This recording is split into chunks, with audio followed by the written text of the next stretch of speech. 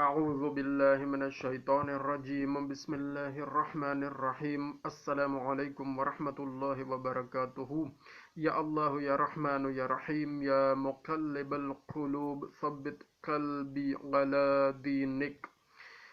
دوستو، بہت ساری چیزیں ہمارے سامنے موجود ہیں. دنیا میں کیا ہو رہا ہے اور ہمارے ساتھ مسلمانوں کے ساتھ کیا کھیل کھیلا جا رہا ہے، یہ ہم سب کو اس بارے میں اویئرنیس حاصل کرنی چاہیے. کیونکہ مسلمانوں کے ساتھ کیا سلوک ہو رہا ہے اور ہم کیونکہ مسلمان ہیں اور ہمارا فرض کیا بنتا ہے اپنے مسلمان بھائیوں کی مدد کے حوالے سے، اور ہمارے اوپر کیا ڈیوٹی عائد ہوتی ہے شرعی حوالے سے.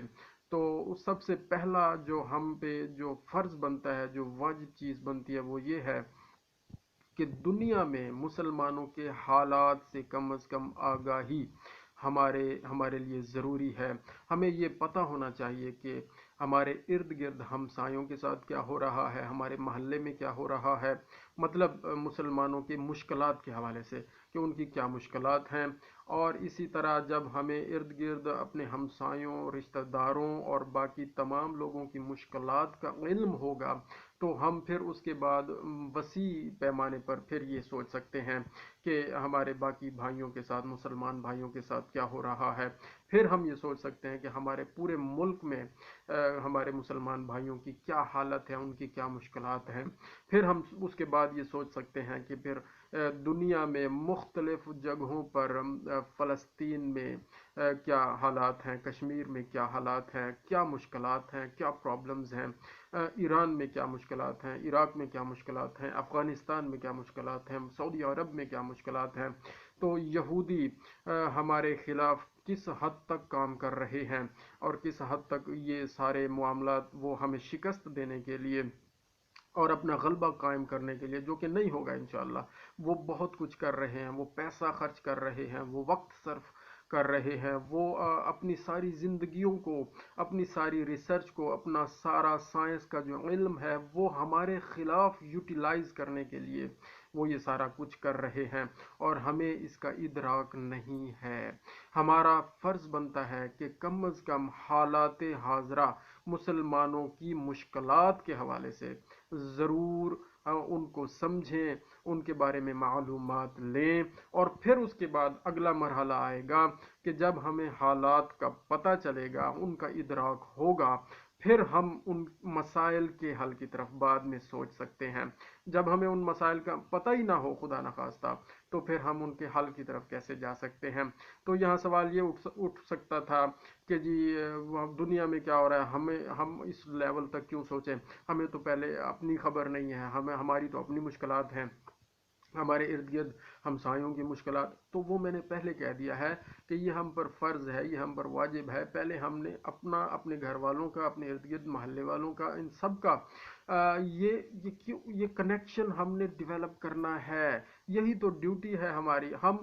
ہمارا یہ کام تھا، ہم نے یونٹی بنانی تھی، ہم نے اتحاد بنانا تھا، ہم نے محبت قائم کرنی تھی، ہم نے اخلاق حسنہ پر عمل کرنا تھا اور اس دنیا میں نظام مہدویت کے لیے کام کرنا تھا، جو کہ حضور پاک صلی اللہ علیہ وآلہ وسلم کا نظام ہے، جو مدینہ والی ریاست انہوں نے قائم کی اور پھر اس ریاست کو پوری دنیا میں لے کر جانا اور اس کا نظام نافذ کرنا. یہ ہے، اور یہی امام مہدی علیہ السلام آ کر یہی کام کریں گے. تو اس میں صرف انہوں نے یہ کام آ کے کرنا نہیں ہے، اس کے لیے ہر بندے کی اپنی ڈیوٹیز ہیں، اور ان سب ڈیوٹیز میں پہلی ڈیوٹی یہی ہے کہ ہمیں اویئرنیس ہونی چاہیے، اپنی اویئرنیس ہونی چاہیے، اپنے گھر کے معاملات کی اویئرنیس ہونی چاہیے، مشکلات کی اویئرنیس ہونی چاہیے، ان مسائل کے حل کے بارے میں سوچنا چاہیے، اور پھر وسیع پیمانے پر یہ سوچ کرتے جائیں اور پوری دنیا کے مسلمانوں کی مشکلات کو پھر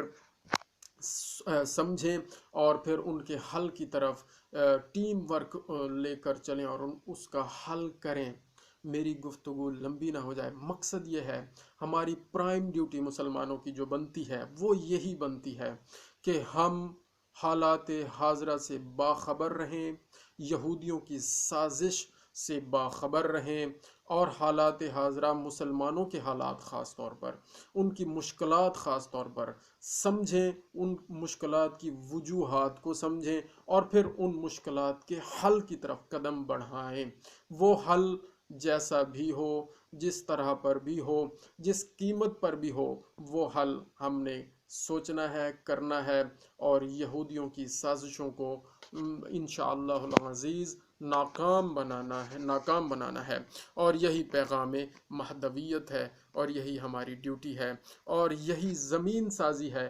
امام مہدی علیہ السلام کی تشریف آوری سے پہلے یہ جو زمین سازی ہے، گراؤنڈ سازی ہے، وہ یہی ہے کہ ہم اپنے عمل سے، اپنے کردار سے، اپنے کاموں سے وہ سارا جو عدل کا نظام آپ لے کر آئیں گے اور نافذ فرمائیں گے، اس کے لیے ہم پہلے سے تیار ہوں، اور اپنے مسلمان بھائیوں کو پہلے سے تیار کریں، اتحاد پیدا کریں۔ یہودیوں کے خلاف یہ اتحاد ہے، مسلمانوں کا آپس میں کوئی رکھنا جھگڑا نہیں ہونا چاہیے، کوئی آپس میں نہیں لڑنا۔ آپس میں اختلافات خدا نخواستہ اگر ہیں تو وہ فکری ہیں، اختلافات علمی اختلافات ہیں، وہ اختلافات ہونے چاہیے صرف، لیکن جھگڑا نہیں ہونا چاہیے، اس سے نفرت نہیں ہونی چاہیے۔ یہ میرا پیغام غور سے سن لیں اور سمجھ لیں، سب مسلمان بھائی بھائی ہیں، آپس میں محبت سے رہیں، اتحاد سے رہیں، اتفاق سے رہیں۔ اختلاف رائے ہے، وہ اگر ہے رہے، لیکن اس کی وجہ سے نفرت نہیں کرنی ایک دوسرے سے، اور اکٹھے رہنا ہے۔ اکٹھے کس کے خلاف ہونا ہے؟ طاغوت کے خلاف، یہودیوں کے خلاف، اور اس نظام شیطانیت کے خلاف، نظام شیطنت کے خلاف، شیطان بزرگ امریکہ کے خلاف جو ہے نا، ہمارا اتحاد سب مسلمانوں کا ہونا چاہیے۔ جو بھی اس اتحاد کو توڑنے کی کوشش کرے گا، وہ در حقیقت ان کا دوست ہوگا، ان شیطانوں کا دوست ہوگا، وہ مسلمانوں کا دوست نہیں ہوگا، چاہے اس نے لبادہ مسلمانوں کا ہی کیوں نہ اوڑھا ہوا ہو۔ جو اتحاد کی اس وقت بات کرے گا وہ خیر خواہ ہے، جو توڑنے کی بات کرے گا وہ خیر خواہ نہیں ہے۔ خدا را اس بات کو سمجھیں اور اس پر عمل کرنے کی پوری کوشش کریں۔ جزاک اللہ خیرہ۔ اللہم صلی علی محمد و آل محمد وعجل فرجہم۔